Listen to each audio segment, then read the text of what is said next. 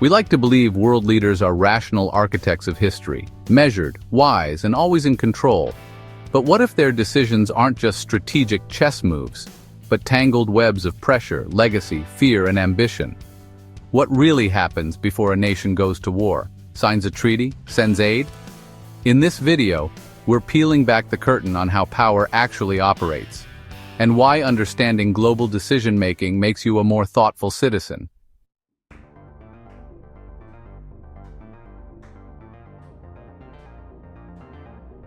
When a country makes a bold move, whether launching airstrikes, enforcing sanctions, or shaking hands with a former enemy, our instinct is to look at the figurehead, the president, the prime minister, the general.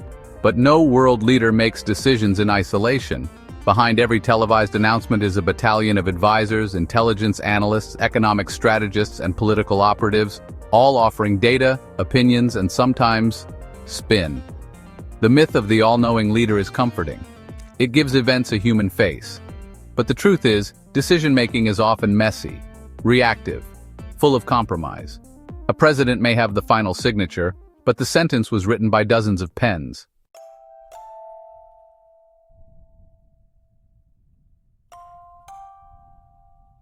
Understanding a leader's decision means understanding everything that shapes them. First, there's the weight of history. Leaders carry their nation's traumas and triumphs. America's military actions are always haunted by Vietnam. China's policies reflect a legacy of colonial humiliation and national rebirth. Israel's foreign policy is shaped by existential fear born from the Holocaust and its contested borders. Then there's ideology. A leader's worldview filters every piece of data they receive. Ronald Reagan viewed the world as a stage for good versus evil. Angela Merkel approached decisions through scientific precision and quiet pragmatism. Putin sees himself as a modern czar restoring lost glory. And even beneath ideology lies a web of constraints. No leader is truly free. They're bound by parliaments, courts, media narratives, corporate interests, international allies, and sometimes a restless population watching from their phones. Decision-making is not about choosing the best outcome. It's about navigating what's politically survivable.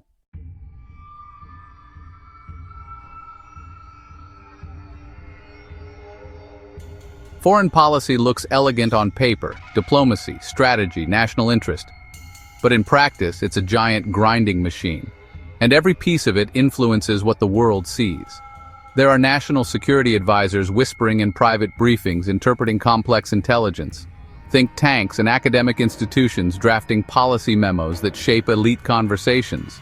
Behind closed doors, defense contractors lobby for solutions that conveniently involve their weapons. Tech companies offer surveillance tools.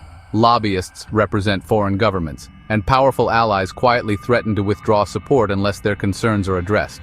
At any given time, a head of state is not just deciding what's right. They're calculating alliances, economic risks, public image, and whether a decision will cause their party to lose the next election. Even the language of diplomacy is carefully curated. Targeted military operation sounds cleaner than war. Kinetic action replaces airstrike. Words become shields for reality.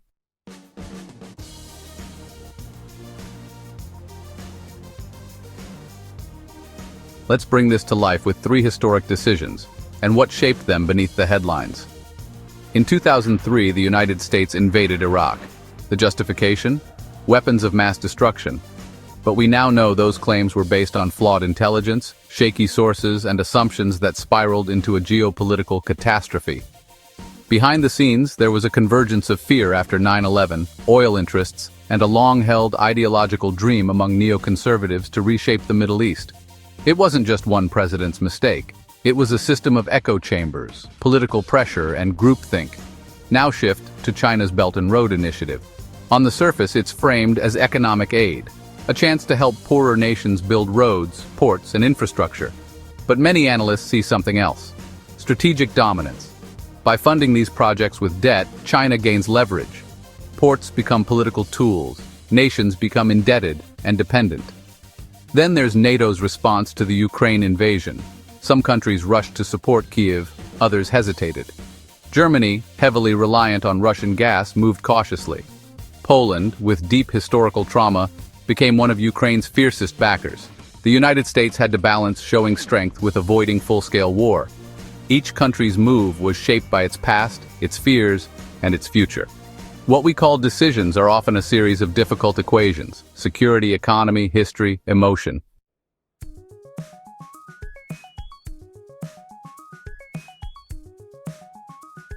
People often assume the public has little influence in foreign affairs, but leaders watch opinion polls like hawks. They know approval ratings can sink a policy or a presidency. Before sending troops or announcing a controversial stance, they test the waters.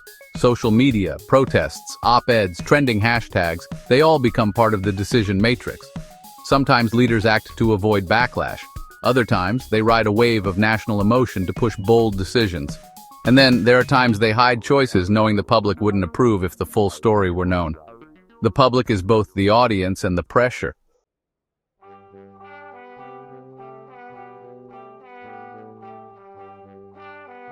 So who's really pulling the strings? It depends. In democracies, it may be elite institutions, wealthy donors, or geopolitical alliances. In autocracies, it could be intelligence agencies, oligarchs, or a dictator's inner circle. But in both systems, the deeper you go, the more you realize that power isn't a clean pyramid, it's a fog of influence. Decisions emerge not from clarity, but from chaos, and often we only understand them in hindsight.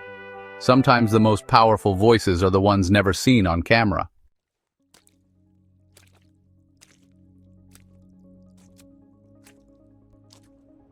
You might wonder, why does this matter? Why should an ordinary person care how world leaders make decisions? Because these decisions shape your life: the price of gas, the job market, the safety of your city, the wars you never voted for, the treaties you never read, the surveillance you didn't know existed. Being informed doesn't mean memorizing every headline. It means asking better questions, thinking more critically, understanding that power isn't just about speeches, it's about systems. The next time you hear the president decided, ask yourself, who influenced that choice? Who benefits from it? And what aren't we being told? Because when you learn how the world really works, you stop being manipulated by appearances. And that, more than anything, is power. Like what you heard? Subscribe for deeper dives into politics, culture, philosophy, and the hidden forces shaping our lives.